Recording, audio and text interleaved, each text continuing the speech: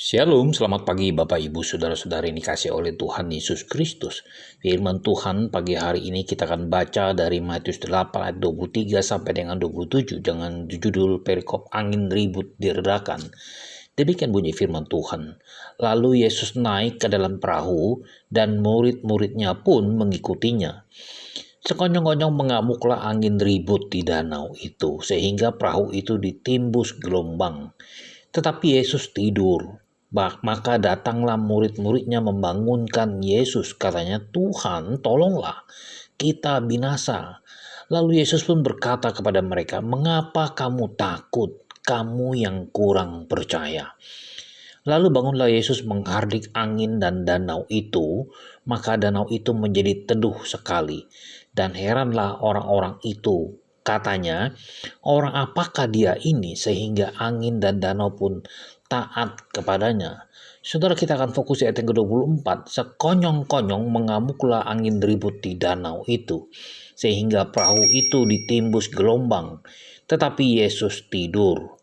Saudara yang dikasihi oleh Tuhan Yesus Kristus, mungkin kita tidak pernah mengalami terpaan badai dan ganasnya gelombang di lautan dalam arti yang sesungguhnya.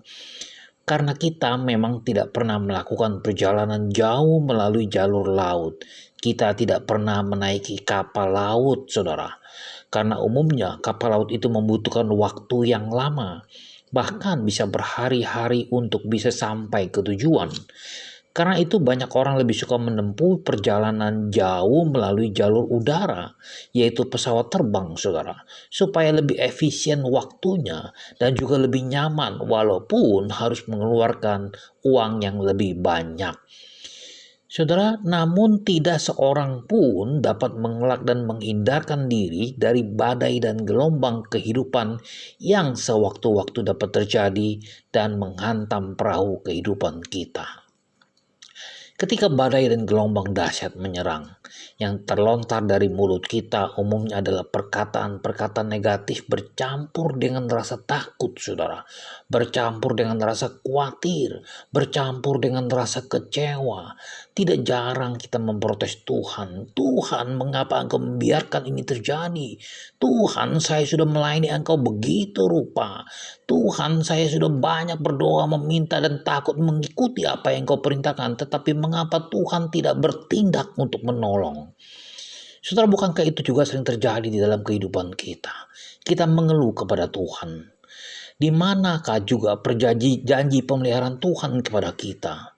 Saudara, pertanyaan yang sama yang bernada kecewa, kesal, bahkan menggerutu, mengomel pun terlontar dari mulut murid-murid Tuhan Yesus. Sebab Tuhan Yesuslah yang mengajak mereka untuk bertolak ke seberang. "Marilah kita bertolak ke seberang." Demikian kata Markus 4 ayat 35. Selain Tuhan Yesus dan murid-muridnya, turut juga orang-orang yang mengikuti dia dengan perahu mereka masing-masing. Tetapi apa yang selanjutnya terjadi, saudara? Sekonyong-konyong mengamuklah angin ribut di danau itu. Hal ini menunjukkan bahwa keikutsertaan Tuhan Yesus di dalam perahu itu tidak serta-merta membuat perjalanan yang mereka tempuh terbebas dari terpaan badai dan gelombang.